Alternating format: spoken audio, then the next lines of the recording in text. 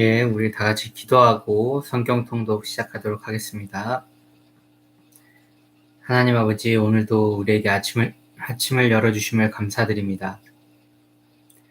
내가 주 안에 거하게 해주시고, 주가 내 안에 거하게 해주셔서, 우리가 주님과 온전히 연합할 수 있도록 축복하여 주시옵소서. 오늘도 말씀을 열어주시고, 또 필요한 가르침을 허락하셔서, 우리가 하루를 넉넉히 승리하며 살 수 있도록 이끌어 주시옵소서. 감사드리며 예수님 이름으로 기도드립니다. 아멘. 네, 오늘은 요한복음 13장 말씀 읽도록 하겠습니다. 요한복음 13장입니다. 유월절 전에 예수께서 자기가 세상을 떠나 아버지께로 돌아가실 때가 이른 줄 아시고 세상에 있는 자기 사람들을 사랑하시되 끝까지 사랑하시니라. 마귀가 벌써 시몬의 아들 가룟 유다의 마음에 예수를 팔려는 생각을 넣었더라.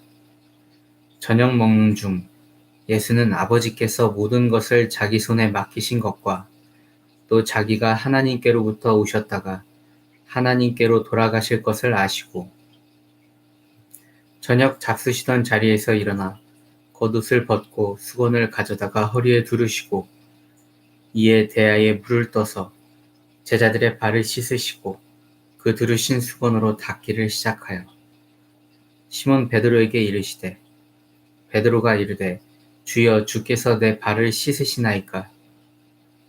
예수께서 대답하여 이르시되 내가 하는 것을 네가 지금은 알지 못하나 이후에는 알리라. 베드로가 이르되 내 발을 절대로 씻지 못하시리이다. 예수께서 대답하시되 내가 너를 씻어주지 아니하면 네가 나와 상관이 없느니라. 시몬 베드로가 이르되 주여 내 발뿐 아니라 손과 머리도 씻어주옵소서. 예수께서 이르시되 이미 목욕한 자는 발밖에 씻을 필요가 없느니라. 온몸이 깨끗하니라. 너희가 깨끗하나 다는 아니니라 하시니 이는 자기를 팔 자가 누구인지 아심이라. 그러므로 다는 깨끗하지 아니하다 하시니라. 그들의 발을 씻으신 후에 옷을 입으시고 다시 앉아 그들에게 이르시되 내가 너희에게 행한 것을 너희가 아느냐? 너희가 나를 선생이라 또는 주라 하니 너희 말이 옳도다. 내가 그러하다. 내가 주와 또는 선생이 되어 너희 발을 씻었으니 너희도 서로 발을 씻어주는 것이 옳으니라. 내가 너희에게 행한 것 같이 너희도 행하게 하려 하여 본을 보였노라. 내가 진실로 진실로 너희에게 이르노니 종이 주인보다 크지 못하고 보냄을 받은 자가 보낸 자보다 크지 못하나니 너희가 이것을 알고 행하면 복이 있느니라. 내가 너희 모두를 가리켜 말하는 것이 아니니라. 나는 내가 택한 자들이 누구인지 알미라. 그러나 내 떡을 먹는 자가 내게 발꿈치를 들었다 한 성경을 응하게 하려는 것이니라. 지금부터 일이 일어나기 전에 미리 너희에게 일러둠은 일이 일어날 때에 내가 그인 줄 너희가 믿게 하려 함이로라. 내가 진실로 진실로 너희에게 이르노니 내가 보낸 자를 영접하는 자는 나를 영접하는 것이요 나를 영접하는 자는 나를 보내신 이를 영접하는 것이니라. 예수께서 이 말씀을 하시고 심령이 괴로워 증언하여 이르시되 내가 진실로 진실로 너희에게 이르노니 너희 중 하나가 나를 팔리라 하시니 제자들이 서로 보며 누구에게 대하여 말씀하시는지 의심하더라. 예수의 제자 중 하나 곧 그가 사랑하시는 자가 예수의 품에 의지하여 누웠는지라. 시몬 베드로가 머릿짓을 하여 말하되 말씀하신 자가 누구인지 말하라 하니 그가 예수의 가슴에 그대로 의지하여 말하되 주여 누구니이까? 예수께서 대답하시되 내가 떡 한 조각을 적셔다 주는 자가 그니라 하시고 곧 한 조각을 적서셔 가룟 시몬의 아들 유다에게 주니 조각을 받은 후 곧 사탄이 그 속에 들어간지라. 이에 예수께서 유다에게 이르시되 네가 하는 일을 속히 하라 하시니 이 말씀을 무슨 뜻으로 하셨는지 그 앉은 자 중에 아는 자가 없고 어떤 이들은 유다가 돈꾀를 맡았으므로 명절에 우리가 쓸 물건을 사라 하시는지 혹은 가난한 자들에게 무엇을 주라 하시는 줄로 생각하더라. 유다가 그 조각을 받고 곧 나가니 밤이러라. 그가 나간 후에 예수께서 이르시되 지금 인자가 영광을 받았고 하나님도 인자로 말미암아 영광을 받으셨도다. 만일 하나님이 그로 말미암아 영광을 받으셨으면 하나님도 자기로 말미암아 그에게 영광을 주시리니 곧 주시리라. 작은 자들아, 내가 아직 잠시 너희와 함께 있겠노라. 너희가 나를 찾을 것이나 일찍이 내가 유대인들에게 너희는 내가 가는 곳에 올 수 없다고 말한 것과 같이 지금 너희에게도 이르노라. 새 계명을 너희에게 주노니 서로 사랑하라. 내가 너희를 사랑한 것 같이 너희도 서로 사랑하라. 너희가 서로 사랑하면 이로써 모든 사람이 너희가 내 제자인 줄 알리라. 시몬 베드로가 이르되 주여 어디로 가시나이까? 예수께서 대답하시되 내가 가는 곳에 네가 지금은 따라올 수 없으나 후에는 따라오리라. 베드로가 이르되 주여 내가 지금은 어찌하여 따라갈 수 없나이까? 주를 위하여 내 목숨을 버리겠나이다. 예수께서 대답하시되 네가 나를 위하여 네 목숨을 버리겠느냐? 내가 진실로 진실로 내게 이르노니 닭 울기 전에 네가 3번 나를 부인하리라. 너희는 마음에 근심하지 말라. 하나님을 믿으니 또 나를 믿으라. 내 아버지 집에 거할 곳이 많도다. 그렇지 않으면 너희에게 일렀으리라. 내가 너희를 위하여 거처를 예비하러 가노니 가서 너희를 위하여 거처를 예비하면 내가 다시 와서 너희를 내게로 영접하여 나 있는 곳에 너희도 있게 하리라. 내가 어디로 가는지 그 길을 너희가 아느니라. 도마가 이르되 주여 주께서 어디로 가시는지 우리가 알지 못하거늘 그 길을 어찌 알겠사옵나이까? 예수께서 이르시되 내가 곧 길이요 진리요 생명이니 나로 말미암지 않고는 아버지께로 올 자가 없느니라. 너희가 나를 알았더라면 내 아버지도 알았으리로다. 이제부터는 너희가 그를 알았고 또 보았느니라. 빌립이 이르되 주여 아버지를 우리에게 보여주옵소서. 그리하면 족하겠나이다. 예수께서 이르시되 빌립아 내가 이렇게 오래 너희와 함께 있으되 네가 나를 알지 못하느냐? 나를 본 자는 아버지를 보았거늘 어찌하여 아버지를 보이라 하느냐? 내가 아버지 안에 거하고 아버지는 내 안에 계신 것을 네가 믿지 아니하느냐? 내가 너희에게 이르는 말은 스스로 하는 것이 아니라 아버지께서 내 안에 계셔서 그의 일을 하시는 것이라. 내가 아버지 안에 거하고 아버지께서 내 안에 계심을 믿으라. 그렇지 못하겠거든 행하는 그 일로 말미암아 나를 믿으라. 내가 진실로 진실로 너희에게 이르노니 나를 믿는 자는 내가 하는 일을 그도 할 것이요 또한 그보다 큰 일도 하리니 이는 내가 아버지께로 감이라. 너희가 내 이름으로 무엇을 구하든지 내가 행하리니 이는 아버지로 하여금 아들로 말미암아 영광을 받으시게 하려 함이라. 내 이름으로 무엇이든지 내게 구하면 내가 행하리라. 너희가 나를 사랑하면 나의 계명을 지키리라.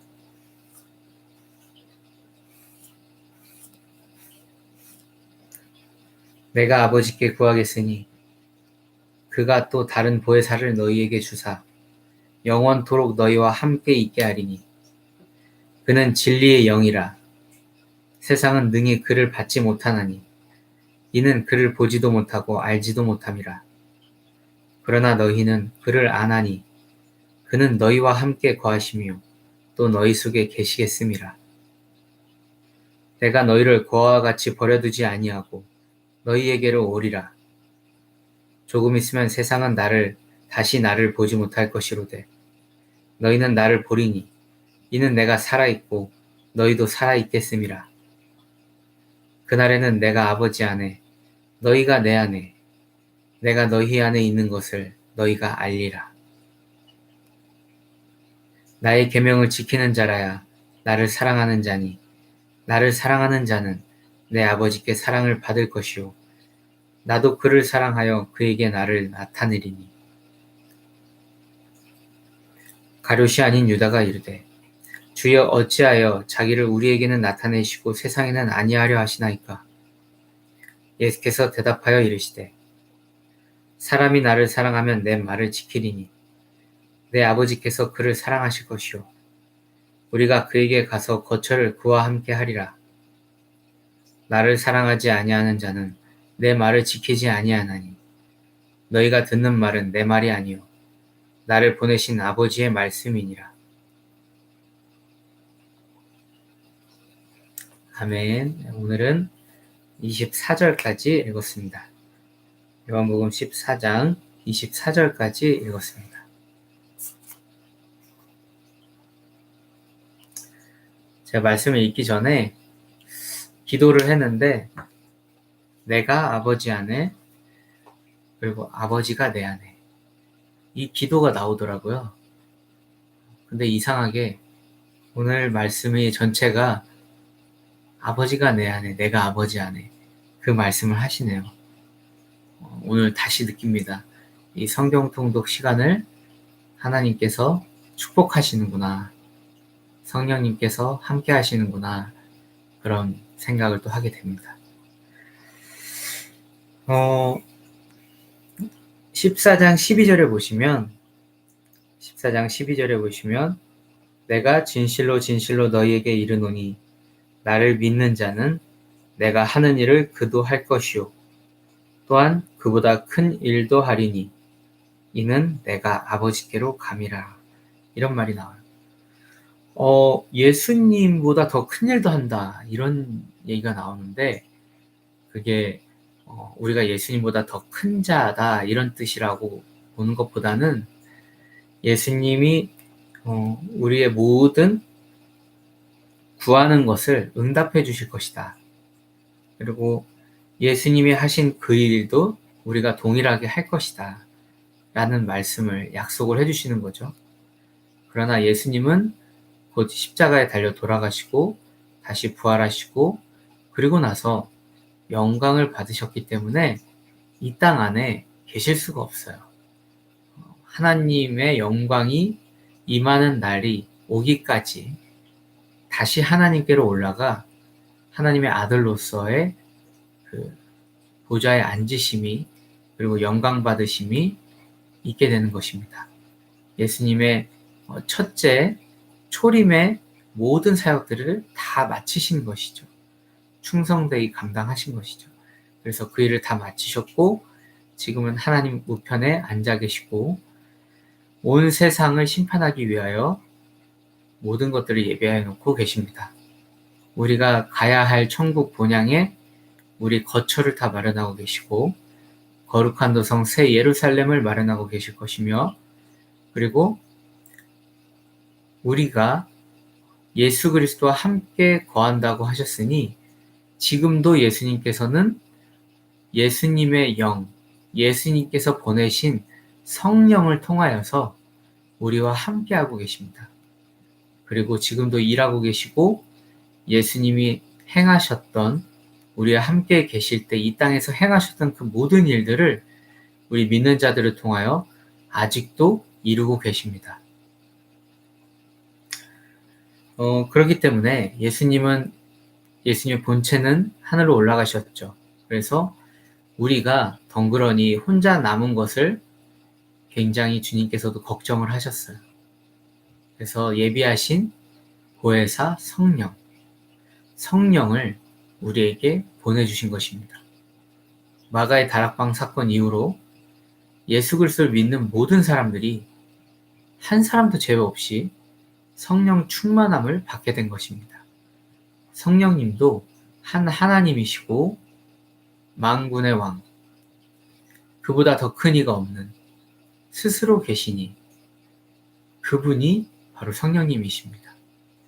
우리가 오해할 수 있는데 성령이 그냥 어떤 힘의 근원, 어떤 열정의 근원, 바람 같은 존재, 어떤 분위기, 그 정도로 우리가 인식을 할 수 있는데 그렇지 않습니다. 성령 하나님께서도 한 분 하나님이시고 구약 시대에는 여호와 하나님으로 불려졌던 하나님이십니다. 그 삼위 하나님께서 우리에게 밝히 드러나셔서 이제 신약 시대부터 우리에게 임하시고 행하시고 우리가 알게 되는 것입니다. 이 성령 하나님도 하나님이시기에 우리 삶 가운데 오시면 살아계시다는 것을 우리에게 알리세요. 존재하시다라는 것을 우리에게 확실하게 명백하게 알리십니다. 그렇게 됨으로써 우리가 어떻게 증거할 수 있냐면 우리 삶이 변하는 것, 우리의 행실이 변하는 것으로 그분이 오셨다라는 것을 증명을 할 수가 있습니다. 그리고 성령 받은 사람은, 특히나 성령 충만함을 받게 된 사람은 본인 안에 하나님이 계시다는 것을 누구보다 잘 알 수가 있어요. 이전과는 정말 다른 상황을 맞게 됩니다. 하나님의 인도하심, 살아계심, 나를 보호하심, 나를 도우심, 또 나에게 권능이 임하며, 그리고 많은 사람들도 동일하게 당신 변했다. 당신 왜 이렇게 경건해지고 능력이 생겼냐? 이렇게 알아챌 수가 있습니다.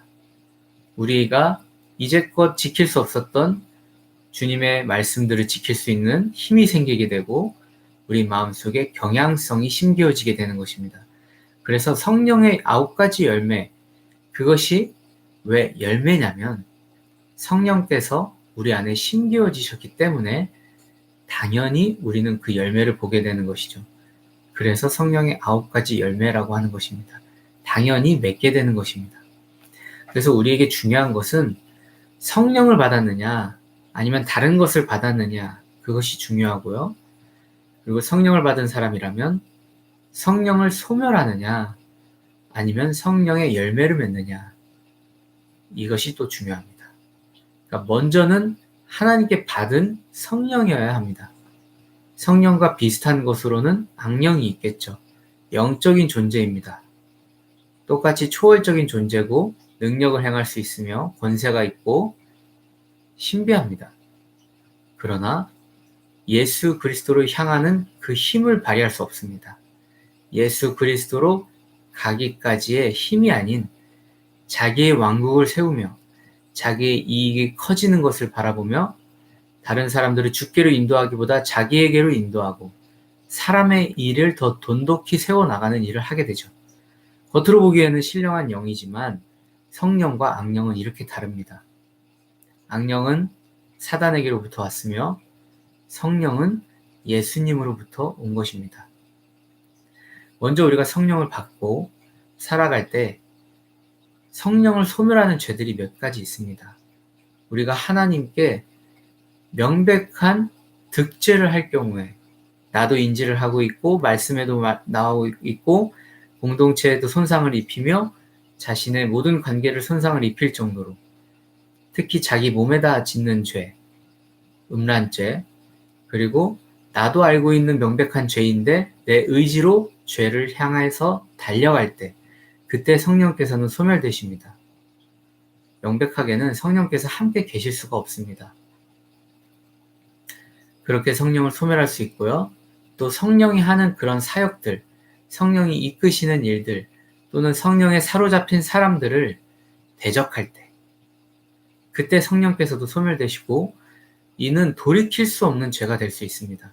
성령이 명백하게 나에게 알리셨고 이끄시고 가르쳐 주신 그 일들을 내가 일부러 대적할 때 그때도 성령이 소멸되며 돌이킬 수 없는 죄, 성령을 회방하는 죄를 짓게 되는 것이죠. 이것은 예수님께서 유일하게 용서받지 못할 죄라고 하셨습니다. 그래서 성령도 하나님이시고 이 성령을 회방하는 죄는 돌이킬 수 없는 유일한 죄목이다 라는 것을 우리가 알고 있으면 되겠습니다. 이런 일들이 우리에게 벌어지지 않음을 저는 믿고 있겠습니다. 그리고 기도할 것입니다. 이렇게 우리가 성령 안에서 살면 예수 그리스도께서 행하셨던 그 일을 동일하게 할 것이며 우리 마음속으로 하나님께 기도드리는 모든 기도 제목들이 응답될 것이며, 그리고 우리가 오래 이 땅에서 살며 예수님께서 하신 그 사역의 열매보다 더 큰 열매들을 보며 살게 될 것입니다. 이것이 예수님께서 친히 우리에게 하신 약속입니다. 그래서 우리가 두렵거나 우리가 걱정할 것이 없는 것입니다. 제가 화면에 보이지 않더라도 걱정할 것이 없는 것입니다. 주님을 만나면 되는 것입니다. 주님의 말씀을 먹었으면 되는 것입니다. 그것을 우리가 중심으로 삼고 나아가기를 바랍니다. 어떤 상황, 어느 때를 만나든지 간에 사역자를 바라보지 마시고 하나님을 바라보시기를 바랍니다. 하나님의 음성입니다. 사역자를 바라보고 일희일비하지 마십시오. 하나님을 바라보십시오.